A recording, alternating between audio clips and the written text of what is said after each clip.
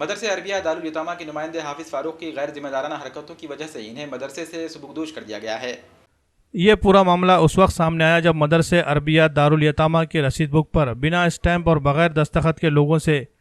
پیر برہان کی مسجد صالحین میں چندہ جمع کیا جا رہا تھا۔ اس بات کو لے کر لوگوں میں یہ غلط فہمی پھیل گئی تھی کہ مدرسہ موجود ہے یا نہیں، لیکن اس مسئلے پر مدرسے کے ذمہ داران نے وضاحتی بیان جاری کرتے ہوئے معاملے کی سچائی پر روشنی ڈالی ہے۔ اس سلسلے مدرسے کے نگران مولانا عقیل احمد صاحب اشاعتی، مولانا عبد الرحمن صاحب محمدی، حافظ عبد الجبار صاحب اشاعتی نے عوام سے وضاحت کی ہے کہ مدرسہ رجسٹرڈ ہے اور مدرسہ باضابطہ اسٹیٹ کمیٹی اور بڑے علماء کی نگرانی میں چلتا ہے، اس لیے مدرسے کی وائرل کی جا رہی رسید فرضی نہیں ہے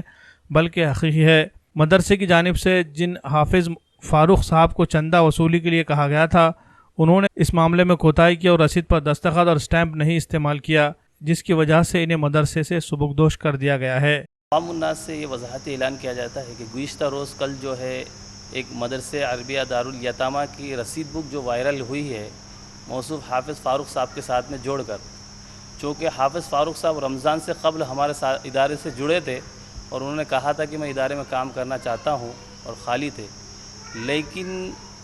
کچھ جو ہے تو کام ان کی صحیح نہ ہونے کی وجہ سے اداروں کے ذمہ داروں نے مشورے کے طور پر ان سے ایک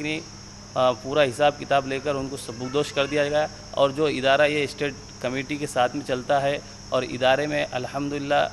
علماء کرام کی نگرانی میں چلتا ہے، اور ادارے میں 11 شوال سے داخلے بھی جاری ہو جائیں گے، اور عوام سے اپیل کی جاتی ہے کہ بدعنوانی کا شکار نہ ہو۔ مدرسہ عربیہ دارالیتامہ اسٹیٹ کمیٹی کے ساتھ چلتا ہے اور بہار فنکشن ہال کے پیچھے وسرنی روڈ پر یہ ادارہ قائم کیا گیا ہے۔ یہ مدرسہ رجسٹرڈ ہے اور کمیٹی کے ذریعے چلتا ہے اور بڑے علماء کرام کی نگرانی میں یہ ادارہ چلتا ہے۔ اگر آپ کو تصدیق کرنا ہے تو یہ آپ لوگ جو بھی عوام الناس سے ہے کہ آپ جو ہے ادارے میں آ کر وضاحت کر سکتے ہیں، اور ادارہ جو ہے اسٹیٹ کمیٹی سے چلتا ہے۔